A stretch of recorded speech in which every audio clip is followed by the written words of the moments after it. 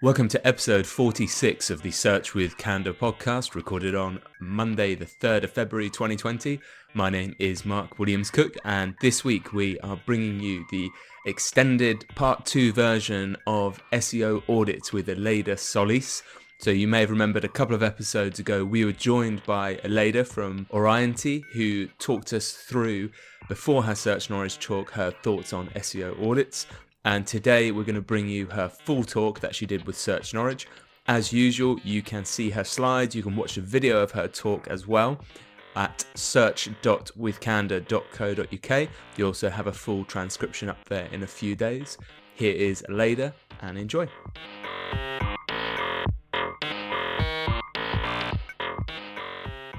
So very excited to be here today, and I have to say that you undersell Norwich, because the first thing that I told him when I met him earlier today for the podcast recording was like, it's beautiful, you know, it's like a fairy tale type of town, right? I could have spent a whole day walking around taking photos. It's amazing. So thank you very much for having me.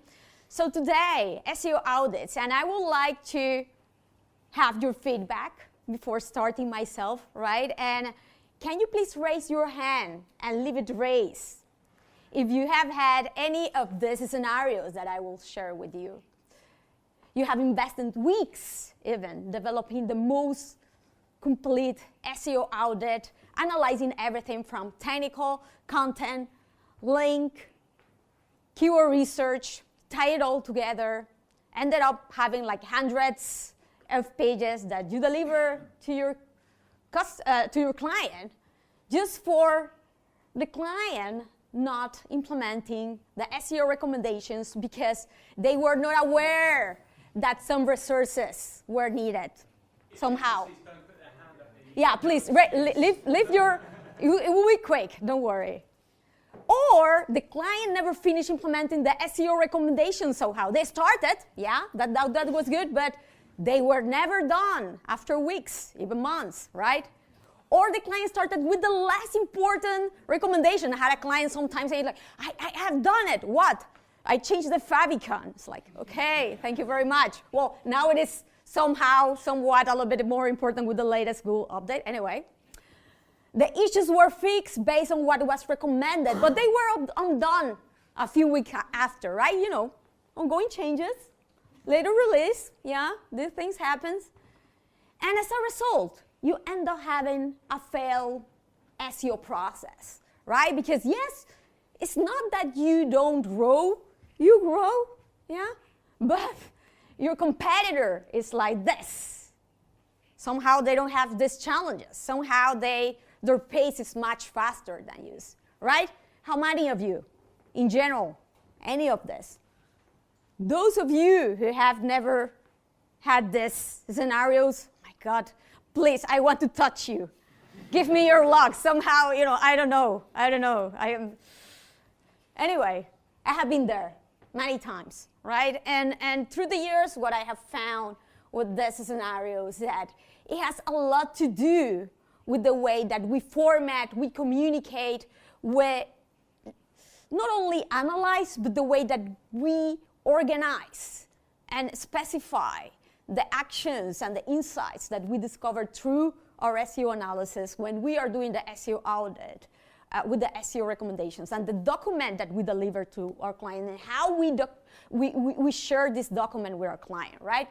So we need to start thinking that the goal of the SEO audit is not to develop a document that we deliver, that we hand to our client, but the actual goal of the SEO audit is this one, the one that was actually described by this tweet from Brighton SEO last year. That is my favorite ever tweet that sometimes I just copy paste in my conversation with my clients, right? And I know that they hate me for it, but it's like the goal of the SEO audit and the recommendations that you deliver as an outcome is not the document itself, but it's to be the driver of your SEO process, the driver of a bigger result, the one that your client has hired you to achieve, right? And the way, again, that you focus and format your SEO audit, I believe that plays a big part into helping you or not to get your recommendations done. And among through the different challenges that I have found, I have documented a few that you can see here. And again, you will see the slides afterwards. I want to share with you today a few ways to avoid this type of challenges. And to simplify it, I came up with this acronyms like SP2, right? SP2 because it's strategic, prioritize, solution focused, and proactive or preventive. By making your SEO audits and recommendations following these principles, I believe that you will be already halfway there, right, to minimize these type of challenges and issues. And so today I will go through how you can apply and how you can follow these principles through your SEO audits with some very actionable steps that you should be able to use within your own work in order to facilitate and maximize the outcome that you end up having in your SEO process with your SEO audits, right? So the first principle, context-aware, in order to make it strategic, right? Take into consideration the site business and technical characteristics and restrictions, as well as the type of SEO process. We cannot expect to try to cover every single scenario as a standardized type of SEO audit, right? Every single type of this different type of not only projects, but also the business type, the website size, the SEO maturity of the SEO process plays a role, right? The SEO audit that you end up having when you are doing an analysis for a recently launched medium-sized national news website is completely different than the one of a well-established multi-country international marketplace looking to recover after a Google update, right? It's not the same to do an audit or recommendations for an ongoing SEO process for a completely new website that has just been launched than to try to do an analysis focusing on our recovery, right? We cannot expect to follow the same steps and that these steps will be able to fulfill all of these different type of needs that these different situations will end up having, right? So it's important that we make our analysis strategical based on the understanding of the context of the project. And something important, again, this will depend on the type of project, if it is a single one-time type of thing, or if it is part of an ongoing, larger process, right? Sometimes we have that push. Sometimes I feel like that too, that we need to try to cover everything. You cannot leave anything out because otherwise maybe someone could internally, even in the company, may call you out saying, oh, why you don't included this here? Why it's like, it all depends on a couple of things, right? First, your understanding of the company restrictions, technical restriction, platform restriction, resources restrictions. If your client, when they hire you, when you were doing the validation for a right fit of the process, when you were gathering the characteristics of the project, they already told you, look, I won't have the capacity somehow to touch the HT access in the next 3 months. So if you find something that requires to edit the HT access, it's not doable the first 3 months. So of course, if you find that you need to implement redirects at a massive scale for which you will need access to edit the HT access file, maybe it's not something that you want necessarily to prioritize or to send or to include right away, right? If you know if it is a part of a larger SEO process. And that is something that you will mention, but won't be top priority number one. You will mention, but you won't push to be implemented right away if you know that there is a constraint going on already. The same with content. If your client tell me, look, I won't have content resources right at the beginning, but afterwards, is it really actually meaningful that you end up focusing and doing a very in-depth content analysis right at the start when they are waiting for you to deliver some actionable steps to start improving the technical side of it. It's not, isn't it? So it's important that we prioritize the type of task and actions that we deliver to the client. Also taking into consideration this. I have been also in many situations where the SEO starts doing the analysis and it's like, it's autopilot mode, right? It's like, there are doubts that is normal that arise during the analysis process, but instead of asking to the client, just to validate, just to double check, just to not assume that an implementation has been done in a certain way by mistake instead of because it is supposed to be a feature, they assume and they end up recommending something that is not really useful for the client or is obvious that they already knew about. So it's important that we have client feedback and validation, not only at the start and then at the beginning when you deliver, but also through the analysis, if you ever have, or you ever end up having any type of doubt, right? Because at the end of the day, it's about the it depends, right? But I'm trying to come up with different scenarios to validate the it depends. So it's actually much more meaningful and what? Not only for the client, but also for you to get ahead with what you actually need based on the context, right? Then it is important to be goal-oriented. Validate and show the issu's impact to decide revenue and results versus competitors. This is key to get buy-in, to get support, especially of the C-suite. If you end up doing SEO processes with bigger organizations, this is critical to show the value of your work, to show the impact that it will have, especially if you need to move a lot of internal resources that are not very happy with you to request changes, right, or change from what they have done already. So this will allow you to better prioritize the recommendations too. So you can start and you can prioritize with those that will move the traffic needle right away. And on the other hand, to show the business impact of your work and to earn internal support in a much more straightforward basis. I have to say that there are quite a few tools already that do a really good work integrating third-party data sources. So for example, in this case, it's RIDE that integrates the Google Search Console and Google Analytics data. So for example, if I am analyzing a set of pages that have content duplication issues or thin content issues, by just clicking at some of this or any of this, it will show me what is the traffic, the current traffic that any of these pages have, and the clicks and data from Google Search Console. So I can see if this page is already ranking for any keywords and which type of keywords, if these are keywords with high impressions. So I will be able to identify if it is worthy for me to canonicalize them to others or to self-canonicalize and differentiate and make better decisions based on the particular impact of that particular page. And then for me, I think it's a matter of showing what is the gap, many occasions, what is the gap with your competitors and how your competitors are ranking you, because your client are not implementing what you are recommending.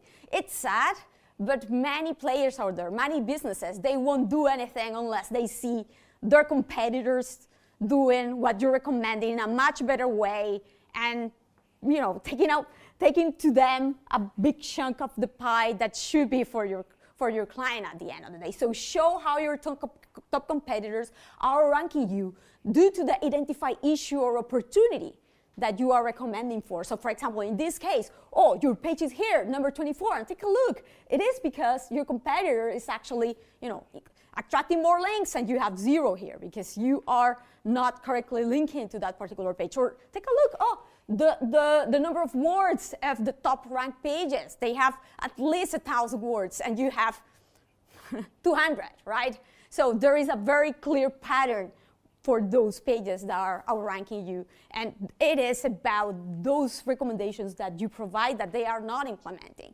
Another very straightforward way to show this is with data, for example, for SEMrush. You can show how bad are your rankings versus your competitors and show how your competitors are targeting and ranking in the best possible positions with those pages that you still don't have or you are not optimizing at all, and that are targeting keywords with very high search volume. And you can show also how much the organic traffic that you will be able to attract with those pages that you are recommending to improve will cost otherwise if you wanted to do a little bit of PPC with them. That definitely shows the value of your work, right? So for example, you can do this in a very straightforward way, saying, for example, take a look, this keyword here, that the first player here is using this particular URL to rank with, is attracting 7K in traffic per month.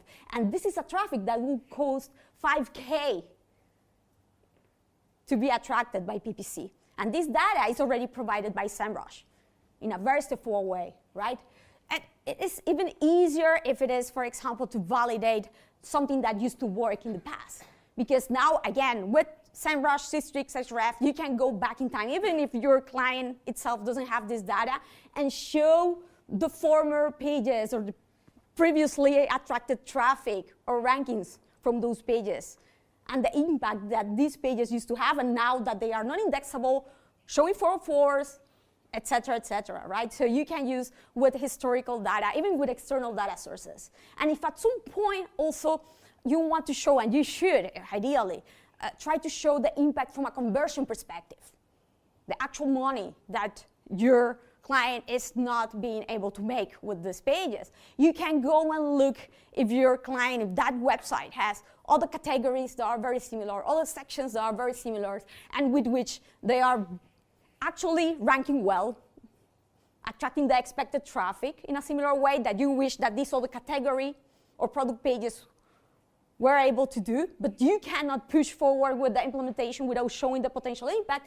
So you can compare and say, look, take a look at the data of area A. They are able to bring this search, additional organic search traffic, and this is the conversion on the goal value at the end of the month. And this is what we are getting with this other category or this other area that is very similar in nature, but take a look, it's making 1/5 of it, right?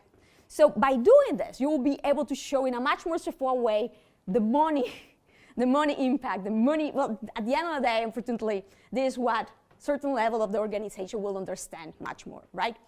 Then to make it solution focused, describe the causes of the issues, how they are found, and the steps to solve this. This is the thing. A lot of audits are focused on being checklist, right? I check this, I check that, this is good, this is bad, this is like, no. It is important that you provide, again, context in order to facilitate each issue to be solved internally, right? And it is important to show, on one hand, what causes the issues. If it is a potential platform bug, because these are rules that haven't been set in the platform, or a validation that is not being made, whether programmatically or even human validation by the editors. Which are the affected URLs and how they are affected, and then how they are found internally. Is it by some internal links that go towards them? Is by a former page redirect? How they are found? Through the XML sitemaps?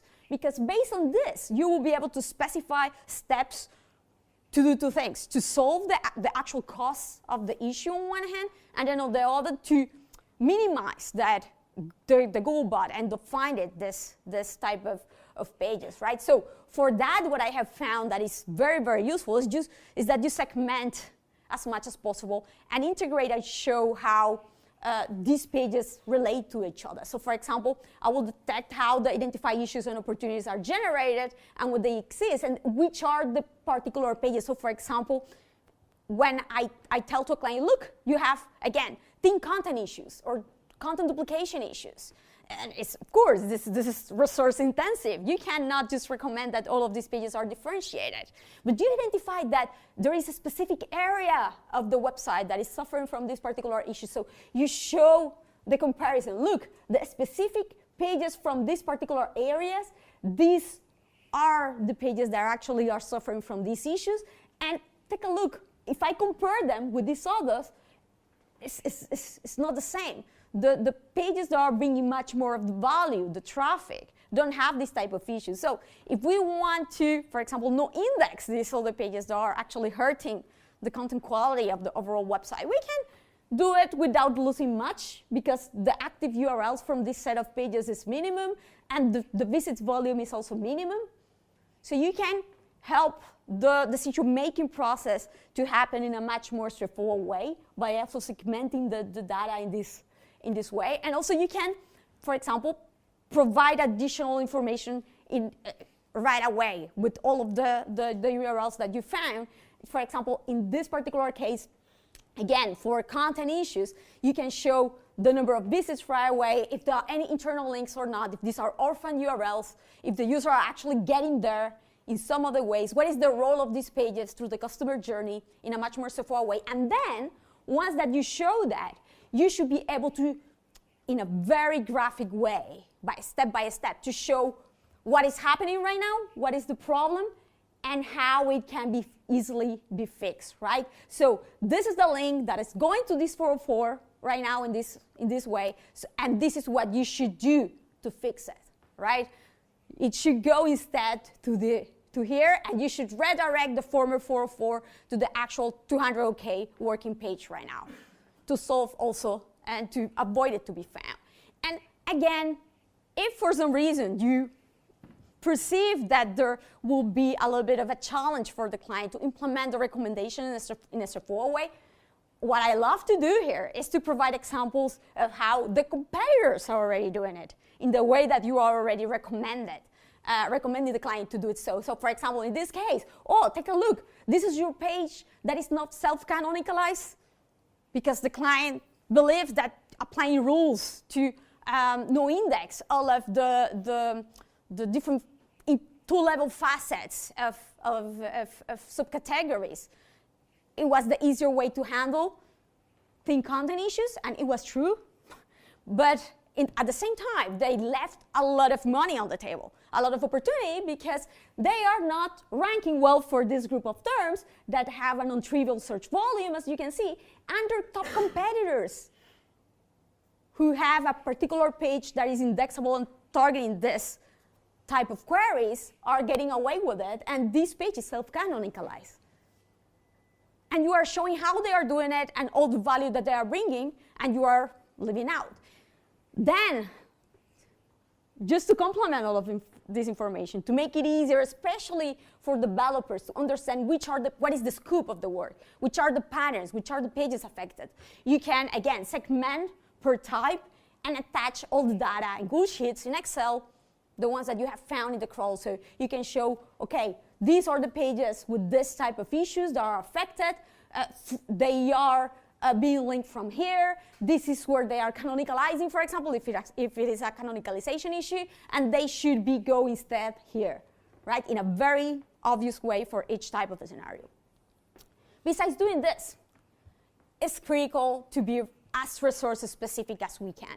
And I understand that at the end of the day, you will need to validate this with the client once that you deliver the recommendations, but it's important to include at least the expected resources based on your understanding of how the platform works, right? So by doing this, you'll be able to validate each recommendation viability with the client stakeholders when the recommendations are delivered in a much more straightforward way, and you'll facilitate resource allocation planning from the start, right? So it's important that you can, as much as possible, do this right from the beginning. And of course, there are a lot of things to consider, and these are questions that you should actually ask right from the start when you are starting the analysis. What's the platform used for the sites? Is there a CMS used? What configurations can be changed through the platform directly? And what needs development support? What's the flexibility of the configurations? What can be done in bulk or not, or what needs to be done one by one? Are there any type of restrictions, whether technical, content, business, legal-wise even, that you should be taking into consideration in particular? Are there any technical content, PR resources in-house or through agencies that you also need to go into consideration for coordination purposes? And this is the thing.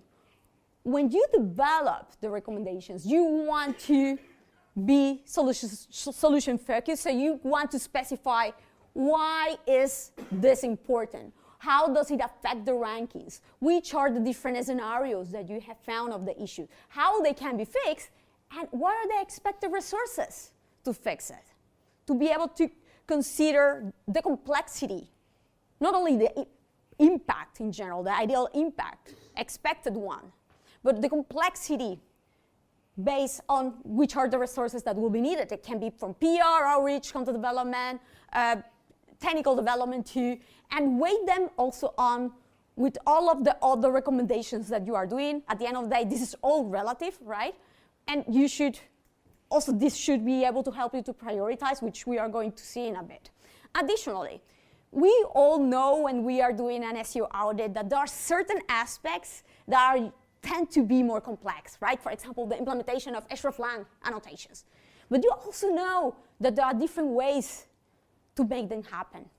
There are different methodologies for their execution, right? So if you already know that it is common that there will be restrictions to make them happen and to implement them in the HTML head, you can already, maybe you don't need to explain each methodology, of course, and specify in the same granularity, but at least you can, after explaining that the ideal way is this one based on their particular context, that there are other alternatives that you may want to assess or together, right?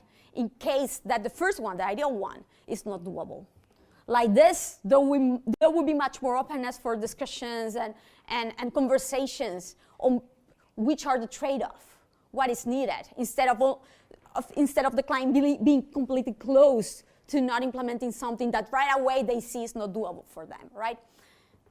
Prioritization, this is critical. Your recommendation should be prioritized to focus them based on their impact and goals and the difficulty to implement. And this is the thing, right? And again, this mentality that I also at some point I have. I don't want to leave anything out, but we must. Not only because we want to be able to deliver the recommendations right away, so the execution starts as soon as possible, but also because there might be sometimes paralysis by analysis. The client might be overwhelmed by seeing a huge document too. So what I do is to prioritize, especially for an ongoing process, that you know that there will be many iterations going on anyway. Those actions that are high priority should be the ones with high impact and low difficulty. Then, if there are not enough of this, you can also include right away those with medium priority, high impact with medium difficulty, or medium impact with low difficulty. And the ones that I will leave out, at least from the first iteration, from the first recommendations, are the ones of low priority. Medium impact or medium with medium difficulty, or high impact with high difficulty, that you know that there's no way that they will be doable at this point. And maybe it's not that you won't mention them at all. Maybe you want, these are others, so the client knows, right? These are all the aspects that I left out because what you told me right at the beginning when we were talking about your resource constraints, of your problems with the flexibility of the platform. So they know that these are out there, and whenever it's possible and doable, you can bring them again on the table, right? So for the impact, you should take into consideration not only the SEO, overall SEO importance, but the actual importance within your specific context, the affected areas, the expected SEO effect in traffic and conversions, the business importance of these pages, the current optimization of these pages. From a difficulty perspective, the required resources, the known restrictions, the scope of the issues, and how many pages will be affected. And based on this is that you will be able to set prioritized recommendations. So, for example, for each one of your recommendations like this, as granular as possible, I developed this table with the specific action, the affected area, the SEO effect, the business importance, the current optimization. If I expect that they need content support, text support, or link building support, and then at the end, I add first the ideal priority and the ideal SEO iteration to include it. If I include the SEO iteration, if I already know that they have, for example, bi-weekly launches, or bi-weekly sprints. So I already more or less know like how fast they can be done ideally. For this ideal priority, I take into consideration first only the impact. This is my ideal work, as if all the resources were there, no restrictions at all. This is my ideal scenario if I really wanted just to push and to prioritize those actions with the highest impact, right? So I will keep only those, remember, with high immediate impact, and because really, if it's not going to have a good impact or a high impact, why I want to waste my time with that, right? At least at the beginning. Then after that, I will start taking into consideration the difficulty, the expected difficulty, the one that I know that might exist based on my understanding of the context of the business, of the website, the constraints, right? The limitation on resources. So I will have the expected implementation difficulty for each one of them, the expected priority after applying the difficulty. So maybe a very high impact action here that has a medium type of difficulty because of the restrictions that exist in the company might move or might switch a bit in priority, right? After I develop this, is that I will be able to share this with my client, right, with the expected priority. Once that I share this with my client, I will have the final priority, the validated priority. And this is the thing, why I waste my time, right, doing this, the ideal one and the expected one. Because once that I validate the prioritization with the client, and my client tells, look, Aleyda, this, what you expected to be low difficulty, it's not like that, because this and this and this and this change, and it's high difficulty. So please, this won't be doable in the first 6 months. Okay, I will eliminate, that is okay, but after we go through the process with the client, validating the actual priority based on difficulty, we will be able to tell, you know what? Take a look at the gap. Don't ask me then why the results that are achieved are not the expected ones. If half of my recommendations that were high priority are not implemented anymore, only 1 from 10 are actually doable, the ones of high impact at the start, don't ask me in 6 months why are we not achieving the results, right? Those that will allow us to advance. So this is critical, to show what would have been ideally done, only taking into consideration the impact of the recommendations and what is actually end up being doable because of all of the restrictions that you have gone through with the client. Consist, this is important. For fast development and delivery and an easy to understand document, this is very straightforward. This is actually much more easier than expected. Remember that I shared with you before how for each one of your recommendations, you should explain why it was important, how it does affect the rankings, the scenarios, the resources expected. And remember also the little matrix, the little table, specifying each one of them as columns. Bring them here at the start of each recommendation so they serve as a summary. And remember the tables here? At some point, when you deliver the document too, you should add an extra column here that will serve as the index to specify the page where each one of these recommendations can be found in the document. So it's a win-win. This document will serve also to navigate the recommendations. So each one of the recommendations should be able to tell in a very straightforward way for anybody who's not even involved in the process the importance of that recommendation, the impact on the results, how is it found and generated, the actions to fix it, which scenarios are found in the website, the expected resources, and the priority in the project right away.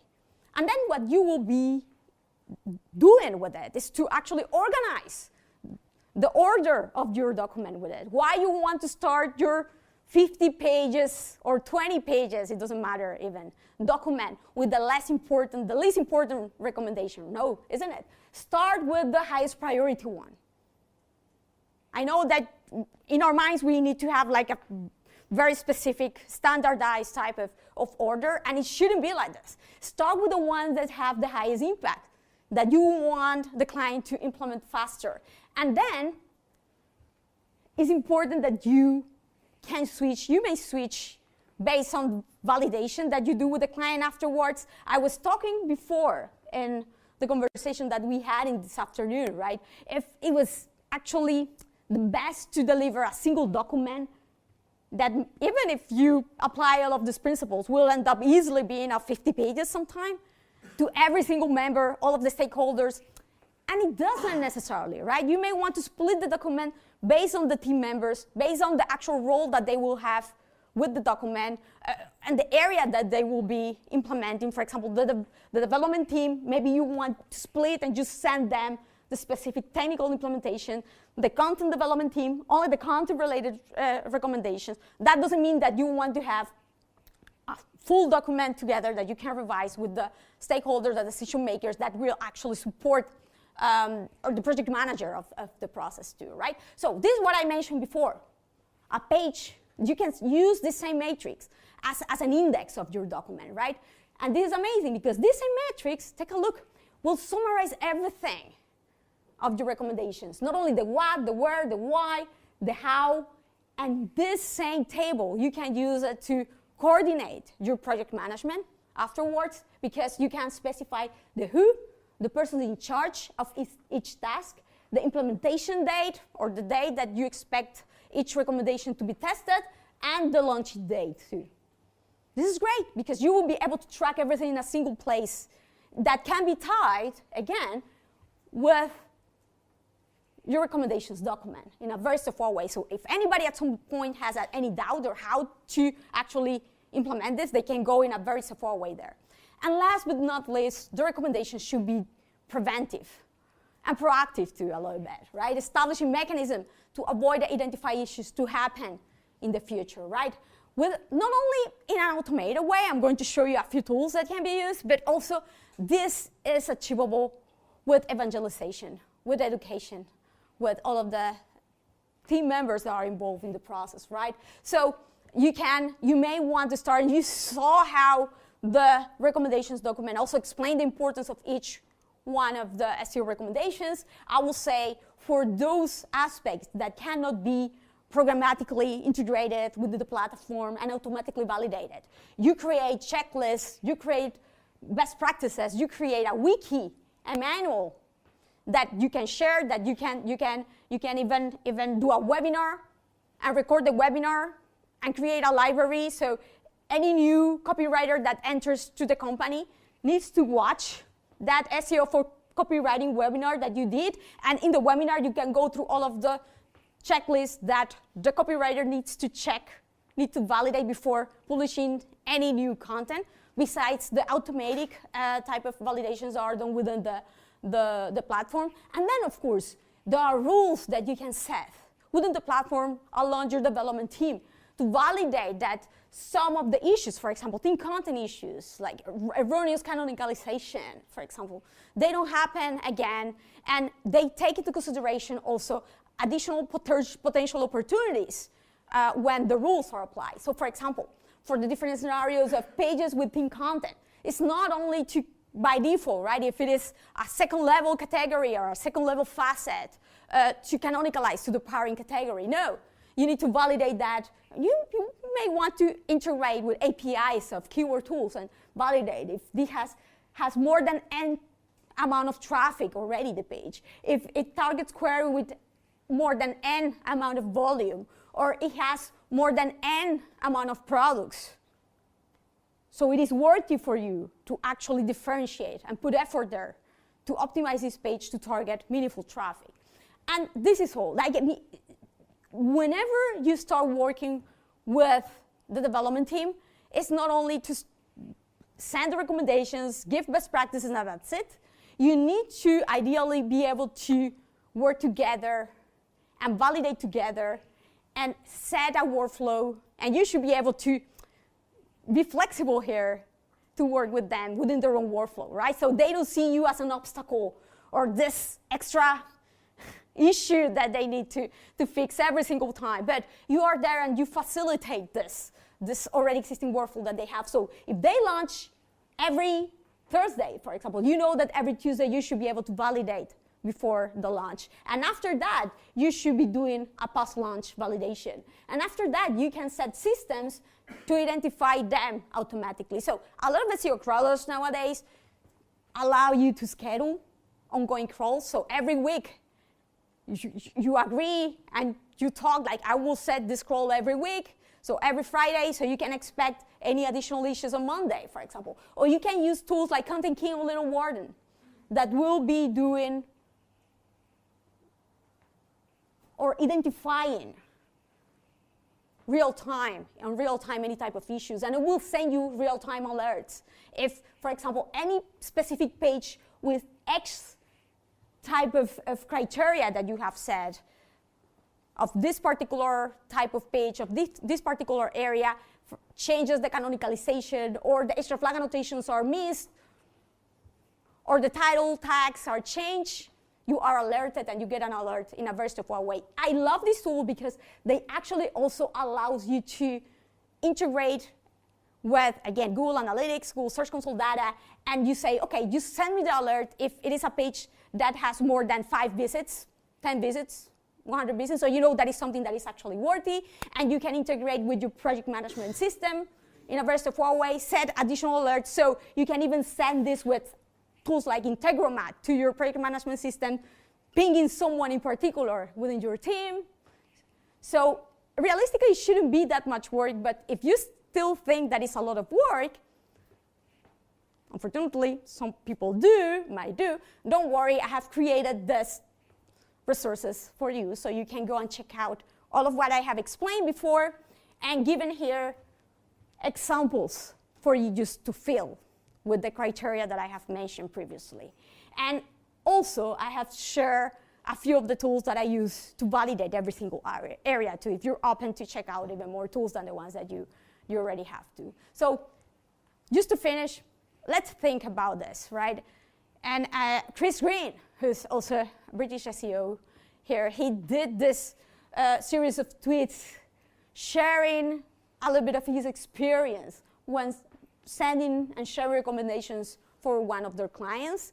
And he shares like, yes, after they changed the format that they had with their own recommendations, right, and eliminated those that were not priority, he understood that the client was overwhelmed at the beginning. They didn't know where to start, right? So it's critical, it's important that we apply certain project management and communication and coordination, soft skills that sometimes, unfortunately, are overlooked in SEO to make things happen, right? Because at the end of the day, it's not to deliver a document, but to achieve this, the actual final goal, to achieve the expected growth, the actual expected outcome from our work. It's not really that complex. So you here have all of the specific actions that I described before summarized in a very straightforward way to follow.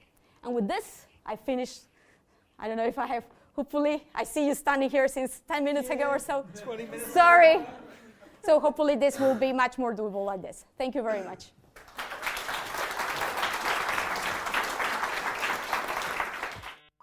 I really hope you enjoyed that. As I said before the talk, you can get the video, slides and transcription of Aleyda's talk at search.withcandor.co.uk. Please join us next week. We'll be back on Monday, the 10th of February, where we'll be going through some of the changes Google's brought about with Google Search Console, and Rob will be joining us to talk about some other changes with Google Ads. Have a great week.